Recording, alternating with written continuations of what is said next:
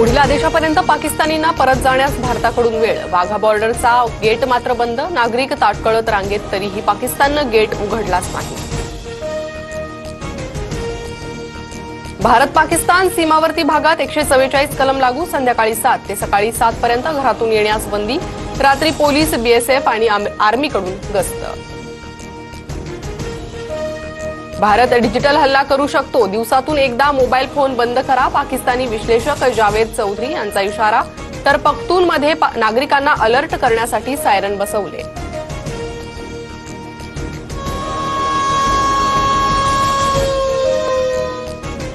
दहशतवाद संपेपर्यंत लढाई सुरूच राहील. कुणालाही सोडणार नाही. पहलगाममधील हल्लेखोरांना योग्य शिक्षा मिळणार.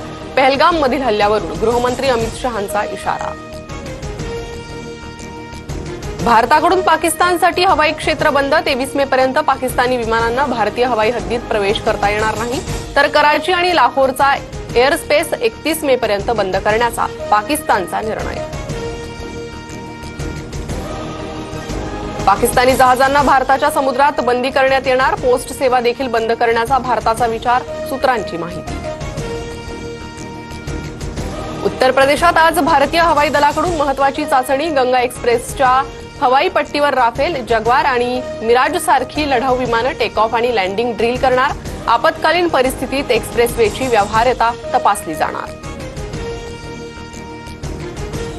भारतासोबतच्या तणावात मध्यस्थीसाठी पाकिस्तानचं अमेरिकेला आवाहन. अमेरिकेच्या राष्ट्राध्यक्ष डोनाल्ड ट्रम्पशी पाकिस्तानी राजदूताची चर्चा. पाकिस्तान विरोधातील तणाव भारतानं कमी करावा अशी विनंती. दहशतवादाविरोधातील लढ्यात अमेरिका भारतासोबत. संरक्षण मंत्री राजनाथ सिंहांची अमेरिकेचे संरक्षण मंत्री पीट हेगसेसची चर्चा. भारताला पूर्ण सहकार्य करण्याचं आश्वासन.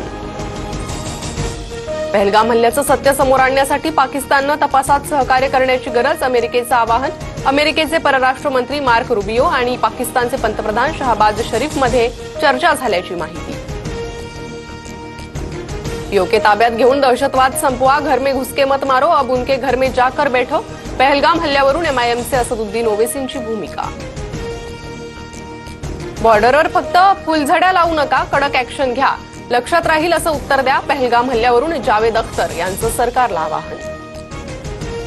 पंजाब बॉर्डरजवळ 2 पाकिस्तानी ड्रोन मिळाल्याची माहिती. बीएसएफकडून पंजाब बॉर्डरवर सापडलेले पाकिस्तानी ड्रोन जप्त. एक ड्रोन गुरदासपूर तर दुसरं ड्रोन अमृतसरमध्ये सापडलं. प्रसिद्ध भेंडवळ घटमांडणीच्या भविष्यवाणीनुसार देशावर मोठं संकट येण्याची शक्यता. युद्धजन्य परिस्थिती मात्र युद्ध होणार नाही. तर यंदा सर्वसाधारण पीक येण्याचाही भाकिताद्वारे अंदाज.